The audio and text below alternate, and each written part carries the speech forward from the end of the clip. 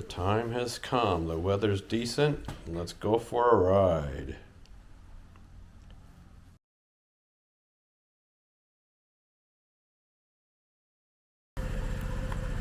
We're rolling. Let's see how this little bike handles.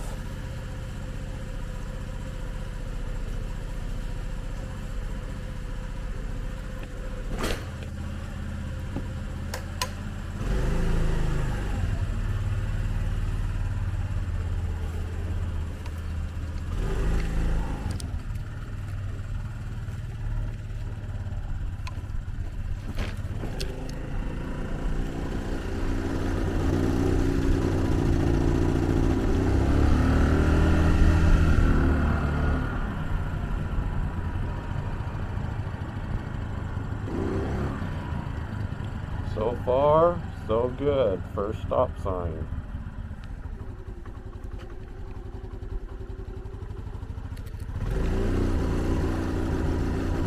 It's a little boggy out of the start.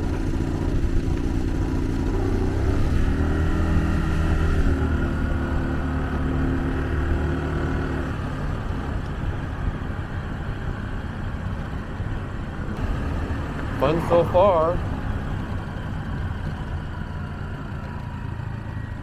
I can see that the brakes are going to need a little adjustment. The back one in particular.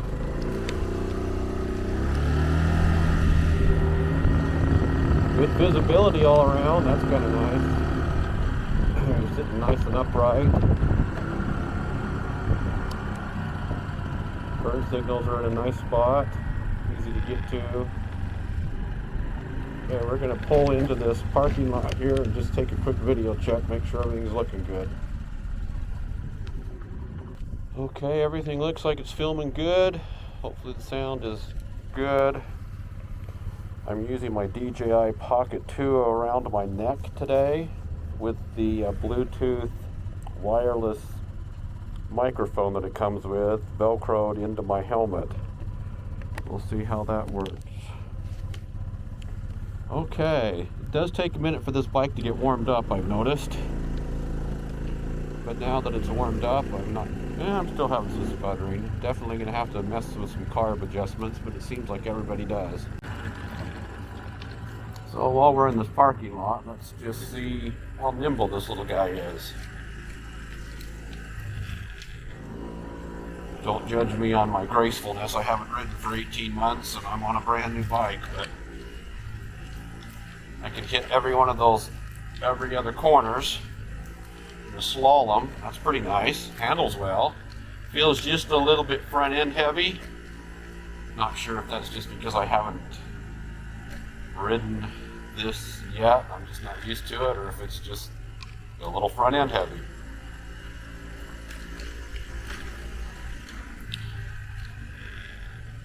Let's just see, just for fun here, what a U-turn would look like. Cool, I can do it in 2 parking stall widths.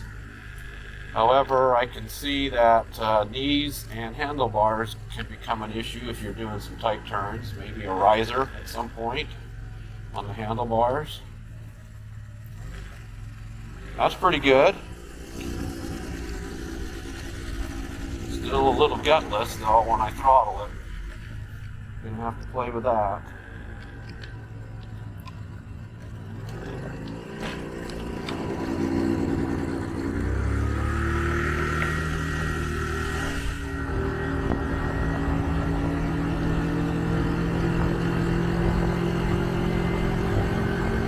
That's smooth enough.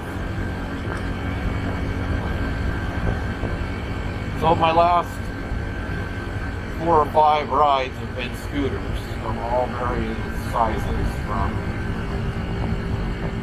a 150cc Vespa to a 300cc Vespa to a 350 Piaggio to a 400 Bergman, and prior to that I had a 650 Bergman, so all kinds. And I could have gotten another scooter, I really looked at it. But, You know, I kind of miss the gas tank between your legs kind of ride. You know, something to grip in the corners, just a different feel all the way around.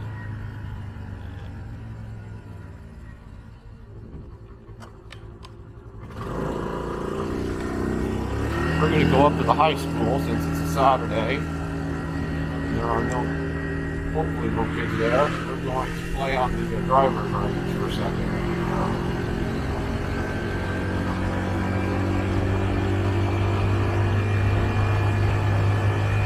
I have bought the NCY clutch, rocket yacht, Malossi, variator kit. I bought all those things and I haven't been able to ride, so each paycheck I just bought an add-on. I'm not sure when I'm going to put those items on. I kind of like to get a feel for what it feels like now before I start tinkering with those items. So I can get a feel for a motorcycle wave. Yeah, they won't wave at me when I'm on my scooters, but I am on a scooter, but they don't know that I'm on a scooter. Anyway, I'll tinker with those things after I get a feel for how this acts. And it's not that I'm after big top end or anything like that. What I'm really after is just getting up and moving quickly, because I think that's really important when you're in a more traffic congested area at times. I'm perfectly fine with it if it's under 50 miles an hour riding.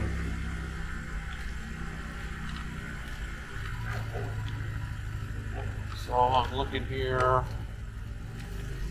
at the driver's course, how the lines need to be repainted. This is what I want over here. Here.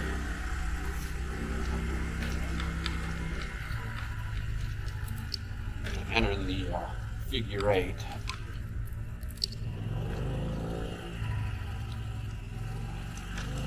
We'll see how this little guy does.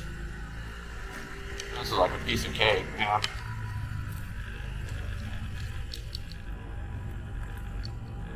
Super easy. No issues. That's the reason why you buy a small wheel scooter or motorcycle, is because they're incredibly nimble and you can take them anywheres.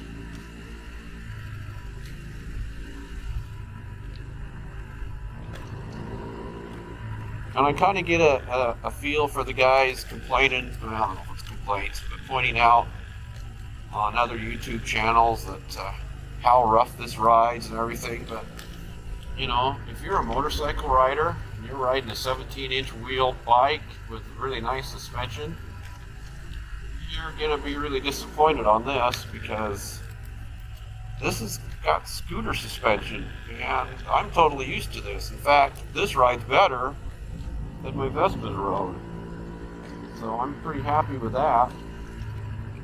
And it's a little more comfortable than my Vespa's to start. I'm gonna say right now, I haven't put a lot of time on it yet, but after about 30 miles on my Vespa's, man, my back and all just, it didn't like it.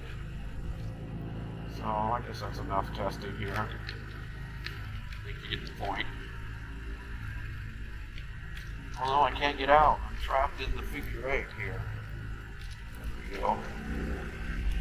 So to me, this handles just like a scooter. I'm not disappointed in its handling and its bumpiness. I definitely want to adjust at least the rear brake.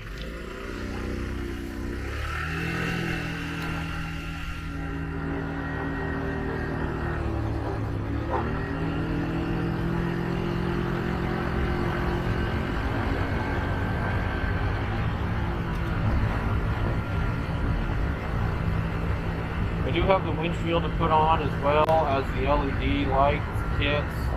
I'm waiting to do those all together. I don't have LED light kits yet, they're shit.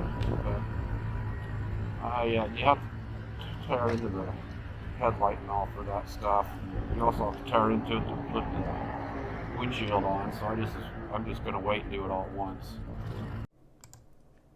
Just to show you how this fits, I'm 5'11" with a 32-inch inseam, 170 to 180 pounds, and you can see that it's quite comfortable, fits very well. I can flat foot it very confidently, and you can also see in this little video clip how nimble it is. I don't show it in this video, but I was actually riding loops in my garage. I mean, how many motorcycles can you do that on?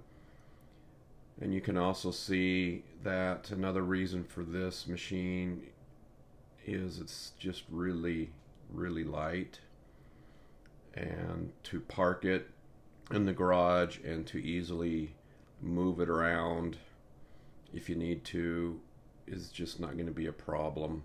You could easily tuck it into the corner somewheres, and that makes it nice. Again, you know, I'm getting into the senior years, and I wanted something that I could manage easily by myself. You can see I just tucked that right in next to my other bikes, and I'm good to go.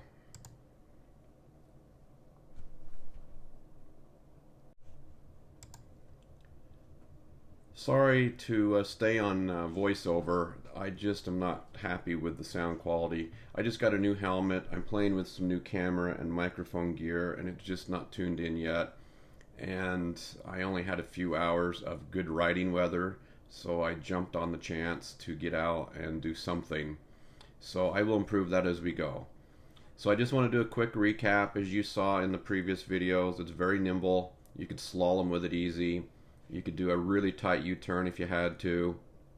Really going to be good for those downtown riders where they're in tight spaces. You should be very nimble, very well set to get wherever you needed to go, where to park, all of that kind of stuff. You also saw that I could flat foot it very easily at my 5'11" height and a 32-inch inseam. I don't think that's going to be a problem for people shorter than me or with a shorter inseam.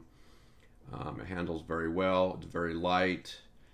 Easily can move it around your garage and your storage shed, wherever you're going to keep it.